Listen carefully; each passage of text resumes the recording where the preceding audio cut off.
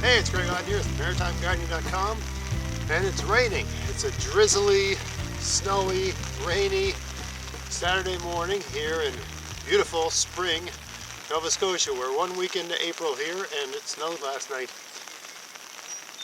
Don't let that get to you. Just carry on. Keep calm and garden on. I got some work I got to do here, so I'm going to get at it. And I thought I'd just bring you along with me and talk through some of the stuff I'm doing here to answer questions I've had before, and just do a little more explanation on this whole Hugelkultur thing. I got a garden bed right here, that just an ordinary bed. I built a box and put down some horse manure and some really well composted horse manure and started growing stuff in this a number of years ago. And for whatever reason, I decided to transition this into being a bit more of a Hugelkultur bed, mainly because the manure is breaking down and it's getting lower and lower, and I don't want to buy any soil. So I thought, well, why don't I just put some stuff underneath and bring it back up, right? And the stuff underneath will feed the garden.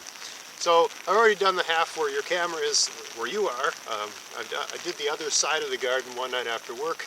I love to come out in my garden when I get home from work. I get home, have some supper, put on my jeans, come outside. And this time of year, I pretty much work till the sun goes down. There's always something to do. There's nothing I particularly have to do. It's usually improving, optimizing, and stuff like that. I find it relieves stress, and it's just a good form of exercise and so on. I'll come out in the evenings and just chip away at things, and that's what I like to do. So this bed didn't need any work. I just thought I would do this to sort of optimize it a bit. So that side's done. I'm going to work on this side.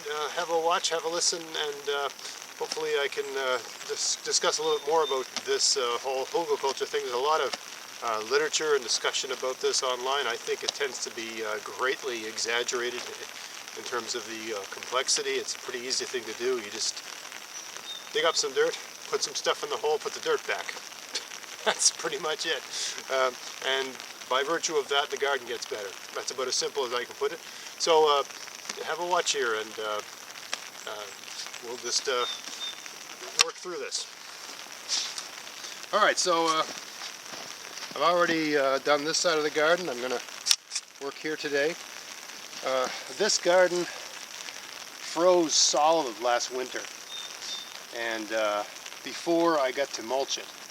So as a last-ditch effort, I covered the entire surface with pretty much raw horse manure, which I thought would maybe heat up the top layer and melt it out a little bit. I didn't want this to freeze up so bad. I wanted to get this covered and not frozen.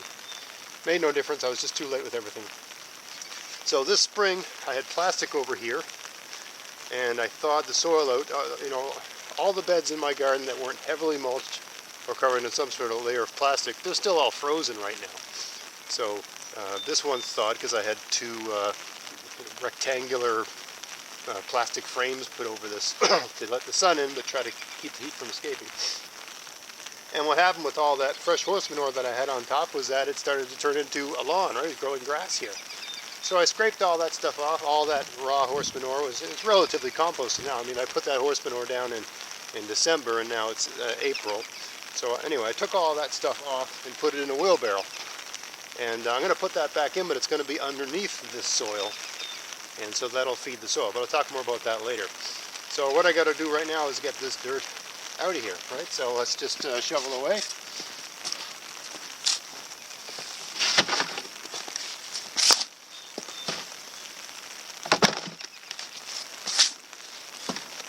Notice the soil. I'm using my foot here, but the soil's soft. All right, this is beautiful. Never been tilled, and it's nice and soft, nice and loose. If you're wondering about the temperature, there's a worm. I mean, it's not good to turn your soil over, but I'm not going to turn this over now for years, maybe ever. Here's a parsnip. I grew parsnips here last year. Those aside if I find any.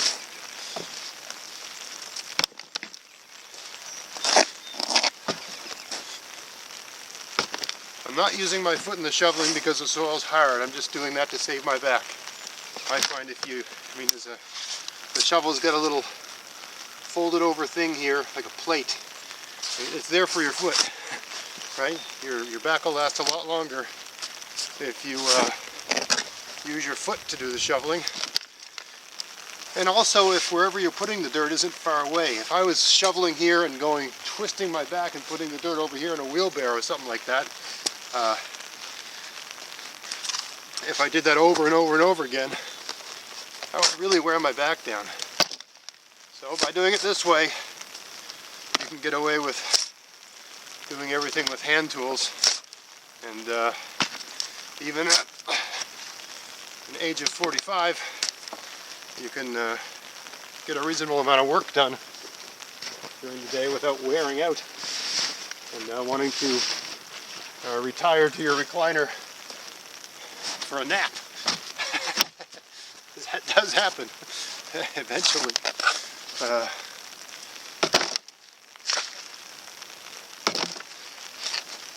I'll fast forward this part here because there's only so much I can talk about while I'm shoveling ground.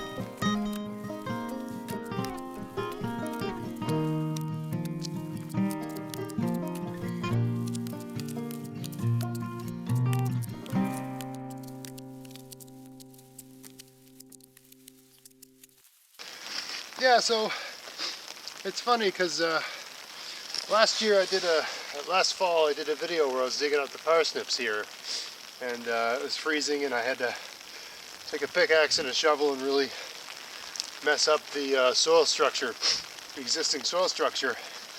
And I remember someone said, you destroyed the soil. And I mean, what that person was referring, I can't remember who it was, and I don't mean that person any ill will because they were correct in a certain regard. What that person was talking about is that, you know, the whole idea behind no-till gardening and the general permaculture concept is you leave the soil alone, the same way that exists in nature. And all the organisms in the soil do their thing, and that has benefits for your plants because they're just, you know, all you're doing is adding layers of organic material every year, same way that happens in nature. I'm pointing this way because there's a forest over there. And those organisms will distribute those nutrients throughout the soil, and it'll all just take care of itself, and you want to copy that system in your garden. So that person's correct in the sense that whatever mycorrhizae or whatever I had going on here has now been completely interrupted. And that's partly the reason that I'm doing the Hugelkultur bed here this year, right? The idea of no-till gardening, it's not a fundamentalist order that you have to follow a strict set of rules, or you're not allowed to muck around or change things, or it's your garden, do whatever you want. It's yours, there's no rules. You're not going to get excommunicated or shunned from the community. If you are shunned from the community, I would, you know, you've probably been, if there's any community that shuns you for bending the rules a little bit about this, you're probably better off. So, that's my opinion anyway. So now that this is a Hugelkultur bed, I won't be turning it over or doing anything in here for quite some time, right? If at all, if ever, right? Hopefully this just lasts a very good long time. But that's my general point.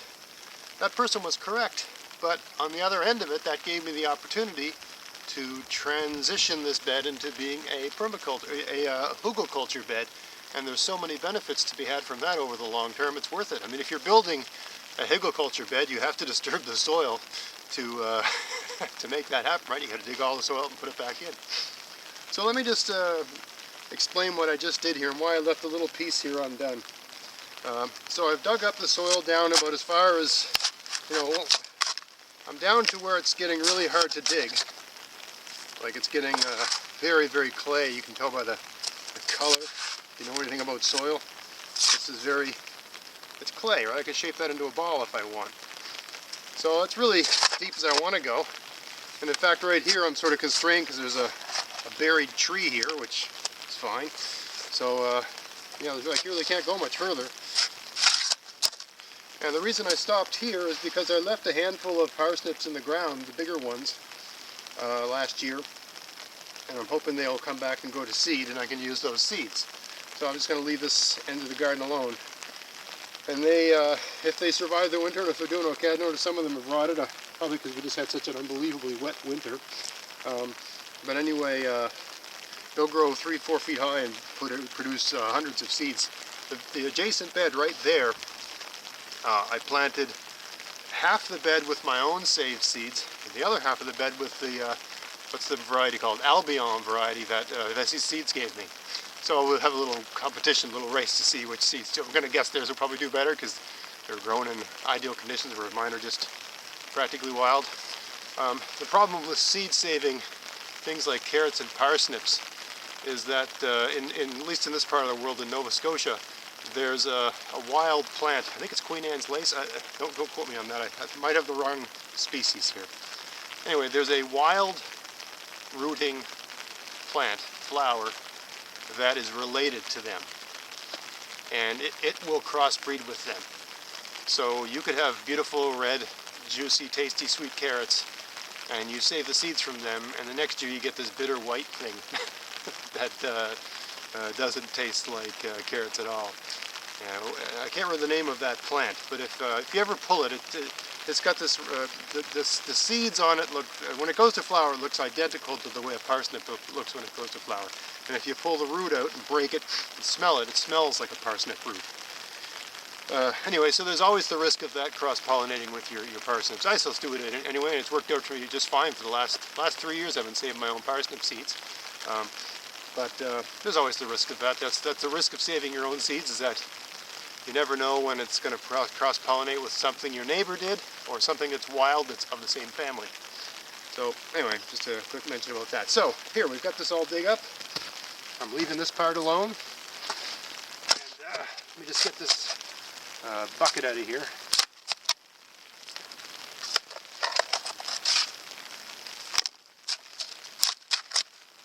That's probably going to weigh, a couple 100 pounds. Yeah! Holy Moses. Whoa. That was not smart. That's heavy. My garden's my gym. I don't know about you, but it's where I get all my exercise. I don't go to a gym. I don't do anything like that. I just come out here and find something to do. I never seem to run out of things to do out here. And I try to do all the heavy work this time of year when it's reasonably cool outside and there's no black flies or mosquitoes or horse flies. I've got every kind of blood-eating, flesh-eating fly you can imagine out here. So once it gets warm, I do very little in my garden. I'm really just out here harvesting food because it's just hellish with all the different pests. Okay, so we're down to the ground here. It's good. So now we got to put some rotten logs in here. Just check to see if the camera's still going. Yep. I'm surrounded by forest here, so I have no shortage of rotten logs. The more rotten the better, and you really want the stuff that's laying on the ground because that probably already has some nitrogen. But use whatever you can get. I think these are almost all spruce. It doesn't matter what you use. Use whatever you got. The organisms that live in your soil will, geez, what am I going to do about that? I had a little hump here that I kind of work around. Yeah, the soil organisms will figure out a way to break it all down eventually. And I don't know what the worms relationship is with this sort of stuff. I did a bit of reading this morning, and I couldn't seem to find one source that said that the worms eat this. But I know that worms eat cardboard, and worms eat paper, and cardboard and paper is processed wood. So I doubt there's a worm chewing on this, right? But I would imagine that once this gets broken down by different microorganisms and fungus and stuff like that, at some point this will turn into something that a worm would eat, I would guess. Don't quote me on that, I'm not a biologist. But I just find it hard to believe that there isn't some stage of this material's decomposition that doesn't become palatable for a worm. They eat rotting leaves, they eat all kinds of rotting stuff. So if you know anything about that, please let me know. I'm not saying they're chewing on this. I'm saying at some stage in its decomposition, perhaps it becomes worm food. Or maybe the whole thing just breaks down through you know, fungi and different microorganisms that work on it. I don't know. What I do know is that it breaks down. So that's important. And I don't have to, that's another thing I wanted to show. I don't have to go very far down. So we've had a lot of rain here, so the water level in the soil is quite high. But I don't have to go down very far here to get water. I imagine, we'll just do this while we're talking. Look at all those roots. Look at all the roots in the soil there. That's the original, when I first came out here, that's what was growing here when I claimed the space. I covered this entire area with cardboard and wood chips. Look at that organic material. I haven't dug down this far since I built this garden, and I can't remember when, I think it was 2013 or 2012. So that is still breaking down very slowly, still breaking down. Interesting. Anyway, I don't have to go down very far here to get a well. Right, I've got a well forming right now. You know, when I just put a video up the other day where I set the video, I had a sort of cute little video of my goldfish pond. All I did to build that goldfish pond was dig a hole. There was a spot over there that I noticed always had a bit of a puddle, so I just dug about 2 graves worth of earth up a couple summers ago, and it just filled up with rain. And once it got deep enough, I threw some goldfish in it, and you know, those fish died, so I dug it a bit deeper the next year and I put some goldfish in it, and those fish died. So I dug a little deeper. Now this winter they seem to have survived, but relatively speaking it's been a relatively mild winter. And there's been a lot of rain this winter, so that might have kept the water levels up, and that might be the only reason they survived. And even then, at least 4 have died as they come out of the muck, as this soil thaws out and stuff like that. The dead ones seem to be rising to the surface, and they've been dead for a while from the looks of things. Anyway, my point is that water's not a problem, right? So here I've got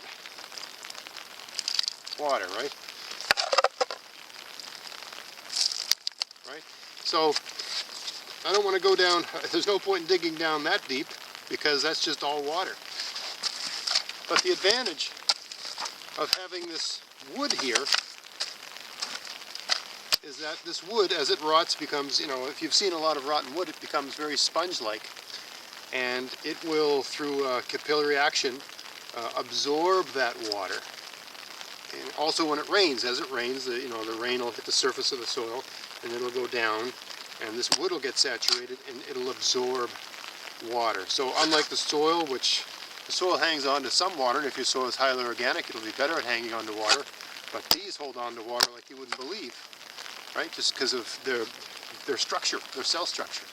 It's a sponge, right? And it becomes more sponge-like for a number of years. Really rotten wood is even, you can, smush it like a sponge.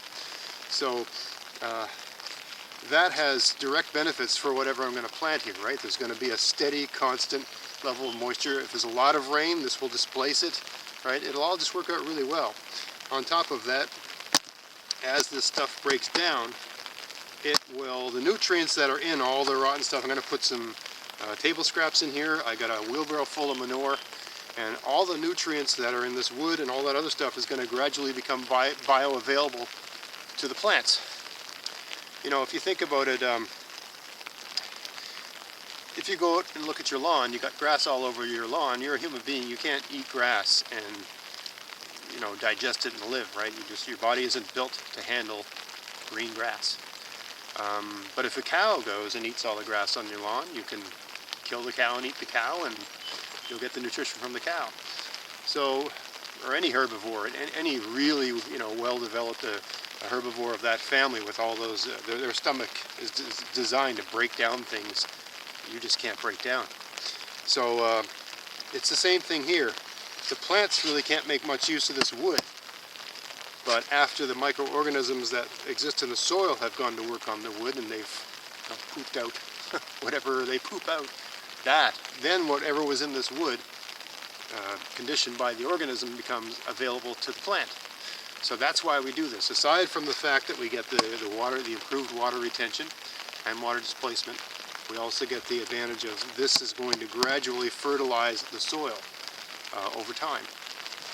And when the roots, think about your plant roots, right? You plant your plant at this level up here, but as the roots get longer, deeper into summer, the roots are going to be reaching down here for water, and this rotten wood is going to help them get that water, so you don't need to be out here watering all the time in the summer. So there's so many advantages to using the Hugelkultur approach. The only drawback is that it's relatively labor intensive, but you know, if you want to stay in shape, it's a great way to stay in shape, you know. So I plan over time. Nothing inside my garden enclosure here, I don't think. There's one bed that's a Hugelkultur bed. I built a number of them last fall outside the garden enclosure, but really nothing in here is Hugelkultur, I don't think, except one bed over there. So maybe I'll just, one bed a year, I'll do this. Right? Everything still grows great here, but it's just, the science behind it makes so much sense to me. I say, why not? If I've got the time and I feel like it, why not, right? And this was a unique situation where I'd already messed it all up anyway, so it seemed like a good opportunity to go to work on it. Alright, so let's throw a few more logs in here, and then we're done.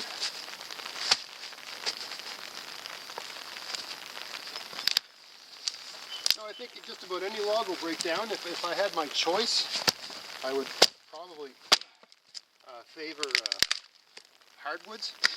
I find, I don't know why this is, and maybe it's the kind of hardwoods that are in Canada, but I find softwoods break down way slower than hardwoods. I find hardwoods break down very quickly. Especially something like birch. The wood of birch rots like you wouldn't believe. If you get the bark off it, it rots really fast. It does not hold up at all. And birch has got a lot of sugars and stuff like that in it too, so it's probably very good for your soil.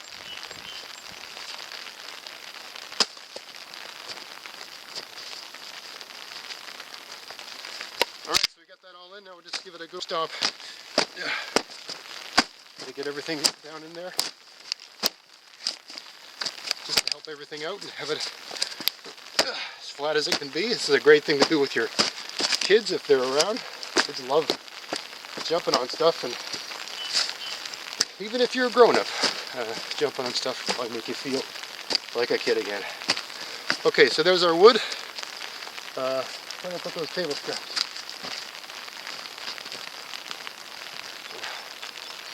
The other side of the garden, I emptied my entire compost bin in there.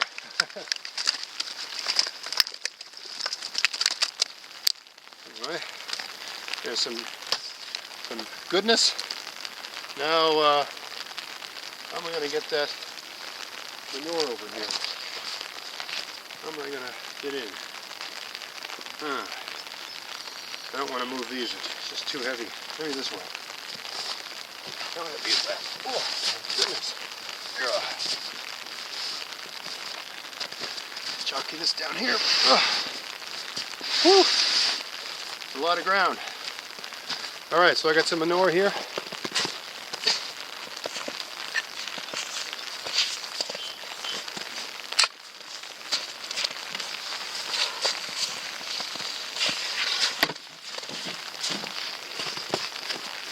So this is all the weedy manure that was on top of the garden.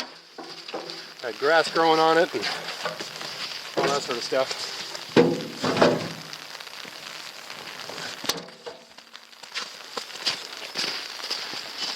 You can see it's still not really done breaking down. There's still a bit of green. Now when horse manure turns all brown, it's broken down. But I mean, it's been on here since December, so you know, most of what was in the soil, or in this manure, like all the urea and all that sort of it, would have been pushed down into the soil with the rain and so on. Anyway, this is going underneath. And what I have found with manure like this, this is chock full of seeds, I guarantee, right? If I just left it like this, it would be a lawn in about a month or two. But they're weed seeds, so they're relatively weak, right? So if I cover this with enough soil, they won't find their way through. I found that, at least that's what I found. Some people might have had different experiences, and I can't speak to every variety of grass and weed, certainly not. I can only speak to my experience using the inputs I've used. I get this hay from a horse stable down the road. It's perfectly safe. There's no stuff in it that's bad. And whatever weed seeds are in this, they can't fight their way through the soil. So now I've done that. So I got the manure, I got some food scraps, I got this stuff here which is still breaking down, so this has got a ways to go. So the worms are going to be very happy with all of that. And look at this stuff, look how fibrous it is. Again, this is a medium that will absorb and retain water. It doesn't retain water if you have this sort of loose fibrous stuff on top of your soil, it gets dry very fast in the summer heat.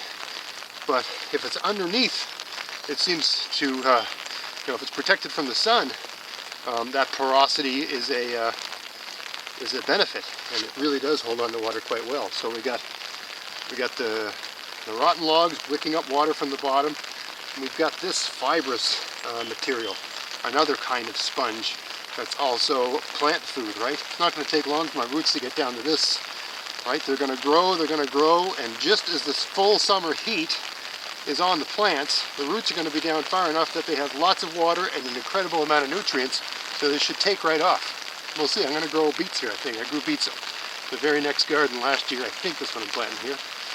I had reasonably good beets, but they could have been better, so we'll see how the Hugelkultur bed, what kind of effect that approach has on beet growing. Alright, now we throw this stuff back on. It's the easy part.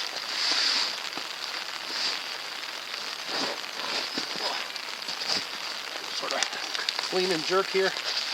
Yeah. There we go.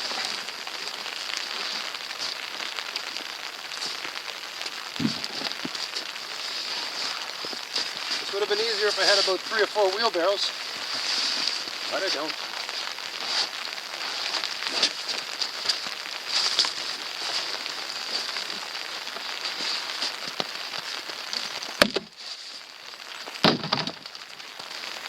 I think I'm going to shovel a bit of this out first because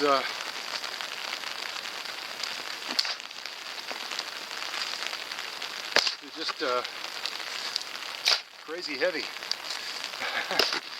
to say the least.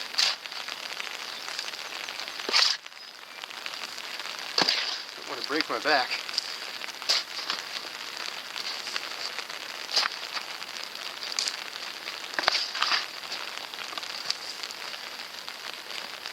In a way, this is,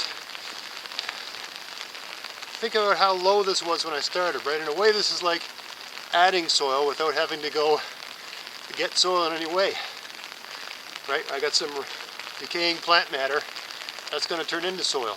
So I've raised the level of soil up in this bed a little bit without having to go buy any soil or remove it from some other place, right? I'm taking materials that soil organisms like, adding them to the soil, and they're far enough down, people are going to say, oh, it's going to rob your soil of nitrogen.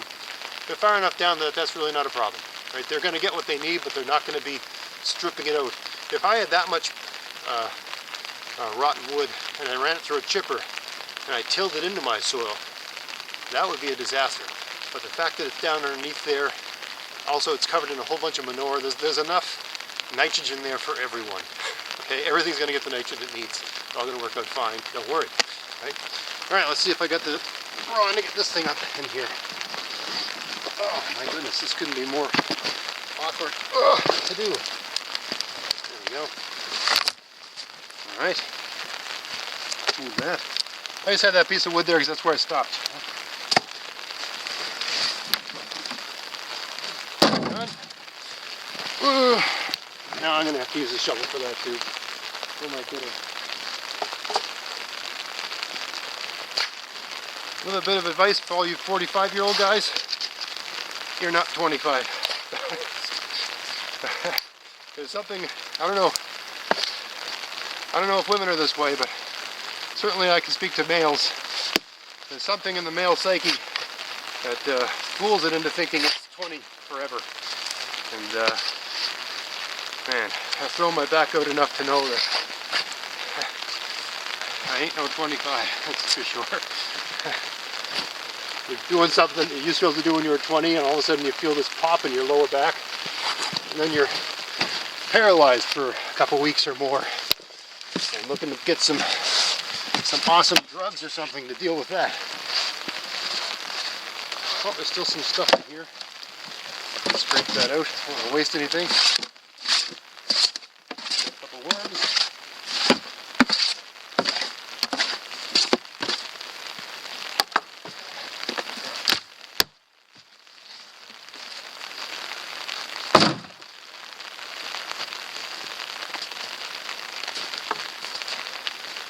Alright, so that's it, all done. I'm going to even this out with the rake. I'll make sure the whole bed is about the same depth with my rake. It's too rainy and too miserable to plant anything today, but I do intend to plant my beets here. Now it's a bit early for that given the conditions, but I'll have some plastic over it, and that should speed up everything and protect them from the elements and get me a few weeks ahead. Right? So that's if where you are is nice and warm and you're not dealing with this, everything isn't covered in snow in April, and it doesn't get below zero every night in April and all that sort of foolishness, and you don't have sun, right? If it's overcast all the time, you got to use every little trick you can to get the most out of your land. That takes a bit more, can take a little bit more elbow grease, but on the good side it requires the elbow grease when it's nice and cool outside and there isn't any flies.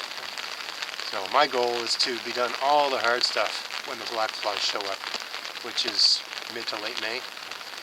I like to just sort of be, for the most part, tending and coming out here in short bursts.